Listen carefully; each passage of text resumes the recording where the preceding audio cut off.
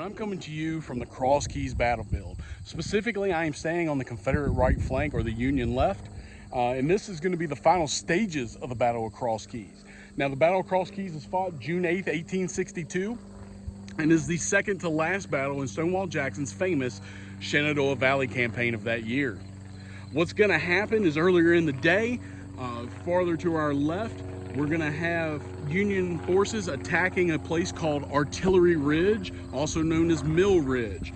Those forces are going to be led by Robert Milroy and Robert Schenck. Those two generals have been engaged in battle before against Jackson's troops.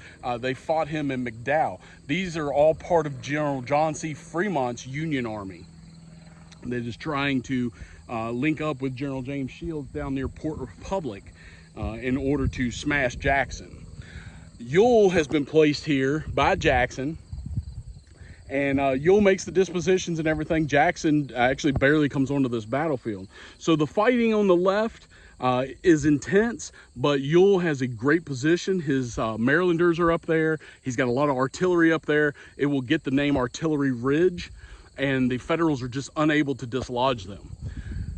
The battle will move kind of toward the center, and along Mill Ridge, you're also going to have a gentleman by the name of Isaac Trimble. Trimble is a Confederate general. He's a just a grumpy old man who he just likes things to be done his way. So he is going to request to be able to move his troops from Mill Ridge to Victory Hill. The reason he wants to do that is in front of him is a lot of woods. He can't see the Federals. On top of it, Victory Hill is higher than where he is currently at on Mill Ridge. Ewell will allow him to do so. As he moves forward, he's going to come up along a fence line. Facing him will be the 8th New York Infantry. Now, the Confederates look to be back on this ridge. That's where the Federals think they are. They're being told to press toward the ridge. The 8th New York is going to march up without skirmishers or flankers.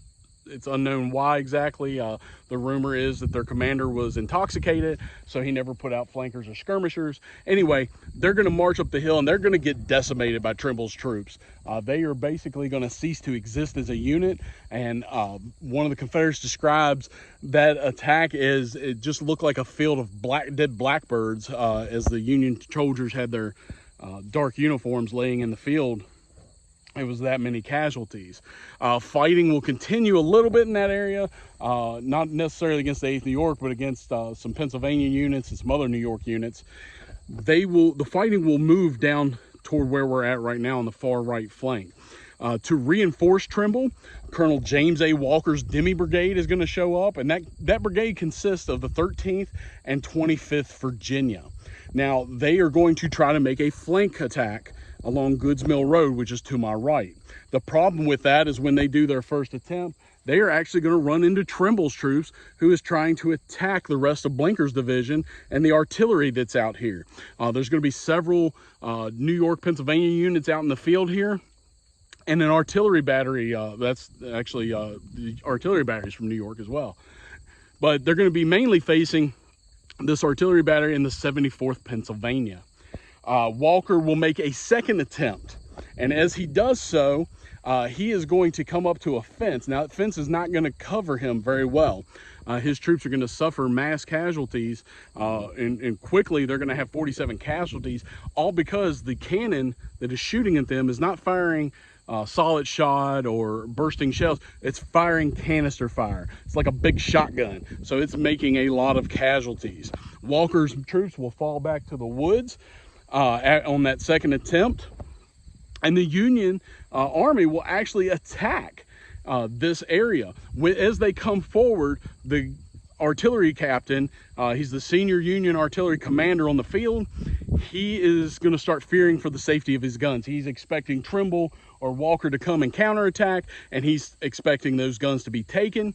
So over the objections of the field gray officers and the general officers in the area, he is going to retreat out of this area. He's going to pull his artillery back to keep it from being captured. This is going to expose the Union infantry. The Union infantry now has no artillery support, and because of that, the heavy fighting, they will be forced to move back, and Walker will continue to move out toward Fremont in this right flank. And that's going to end the Battle of Cross Keys. It's not a terrible attack by the Federal Army, but it lacks the punch that it needed to break through here on the Confederate right flank. This battle will end, and the next day we will have the Battle of Port Republic, in which Ewell will actually march his forces down to reinforce Jackson. When Fremont leaves here, he's going to leave in battle line, which is he's going to be stretched across these fields in front of us here, and he's going to be marching toward Port Republic in battle line until he gets past Mill Creek Church. At that point, he's going to realize Ewell is not here, and he needs to go back into column, which is a normal marching formation. All of that takes time and works in Jackson's favor at Port Republic, as Fremont will not arrive until the end of that battle. If you get a chance to come out here, definitely do so. This is Long Goods Mill Road. This is preserved by the Shenandoah Valley Battlefields National Historic District. It's a really neat area. The battlefield here is still pretty pristine. Still looks a lot like it used to. I can turn around a little bit and I'll have some pictures on the video.